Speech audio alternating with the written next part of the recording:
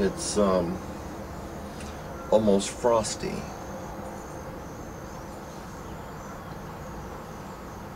On a mid-August Sunday morning.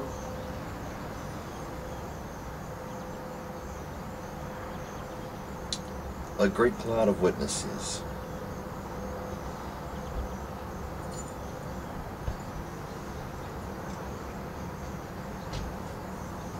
See if I can show it.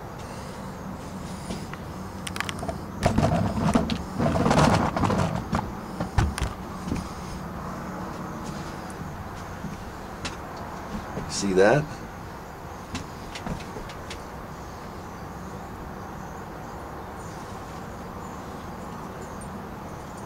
Oh, let's see.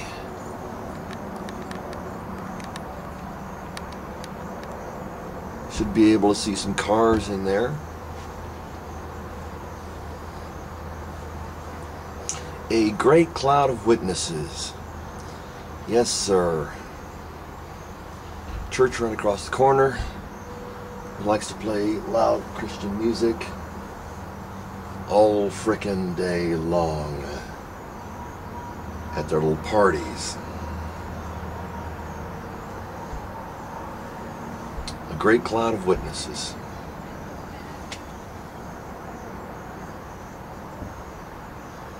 What do you think of that?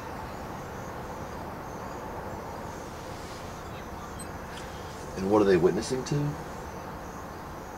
How horrible you and I are. Every member in there witnessing to how terrible everyone else is.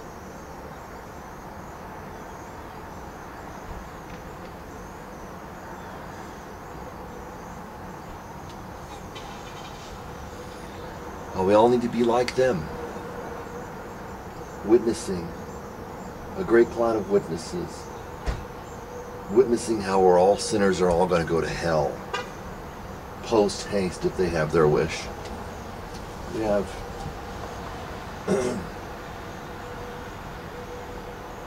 people, looks like a dress shirt, one of them.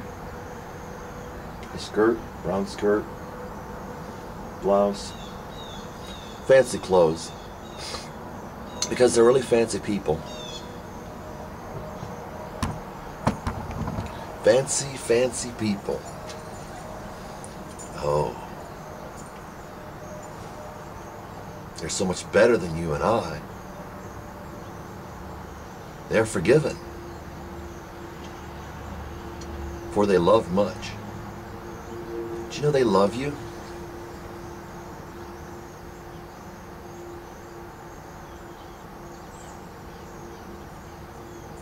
Threatening you with the flames of hell?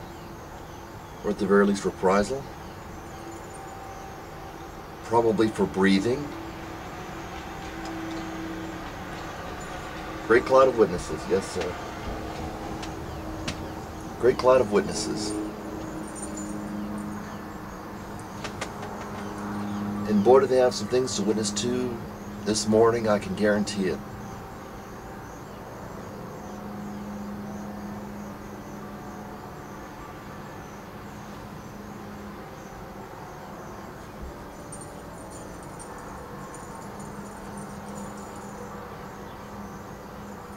Myrtle says Billy Bob's not been asking me appropriately. He was at Henrietta's last night. Past the witching hour.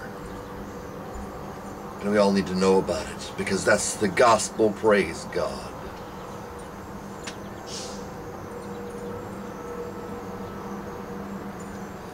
It's as I said in a previous video. Stumbling block for Jews and to Greeks foolishness. Jesus comes along and he sees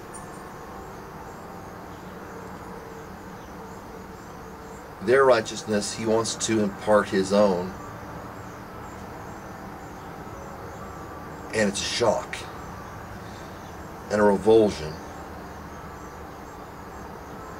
because after all, their righteousness is good enough. What they do on Sunday morning is especially holy because they worship the Lord.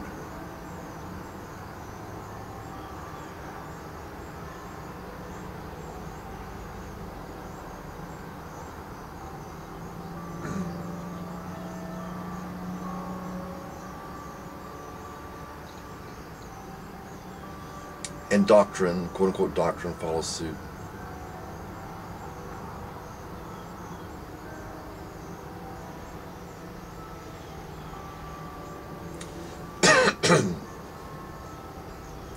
To Paul, doctrine was living right, not righteous, snob-nosed living in the sense of righteousness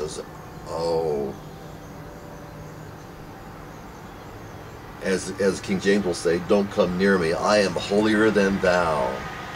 That's where you get the term holier than thou. It's from the Bible, from the prophets.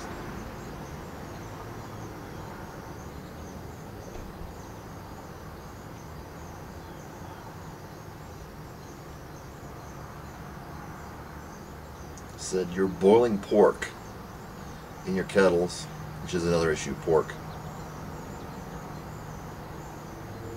And you say, don't come near me, I am holier than thou.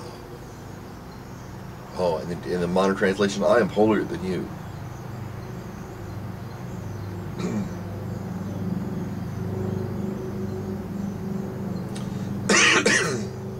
The concept that all have sinned and fallen short of the glory of God and are freely justified, are freely sanctified, are glorified. Big emphasis there.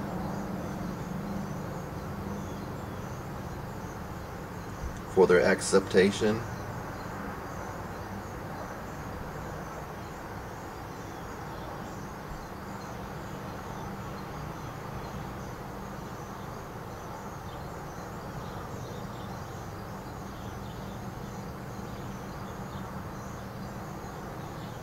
No one's a sinner over there, I can tell you that.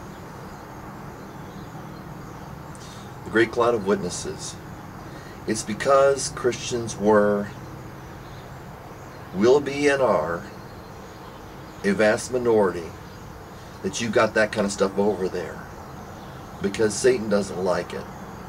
Not that stuff, this stuff. He doesn't like this stuff.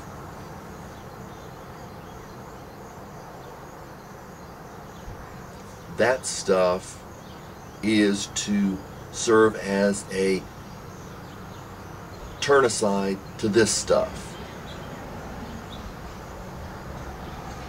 And I'm not the only one.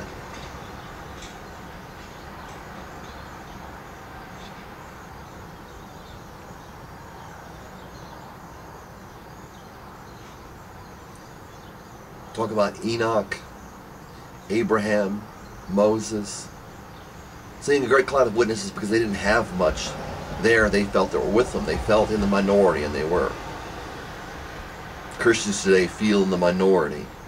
Whatever country, city, state, region, province, they're in. They're in the minority.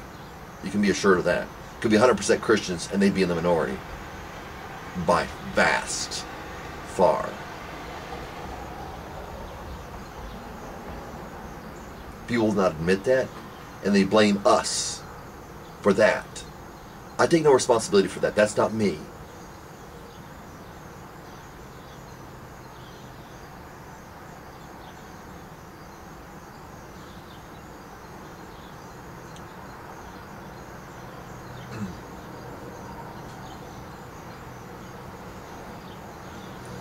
We have an attestation that we wish to parry, dodge, and thrust. That we wish to evacuate from our knowledge. So Paul said, there are a great cloud of witnesses in case you're feeling on your own. And Paul listed the ones that were still living in his time.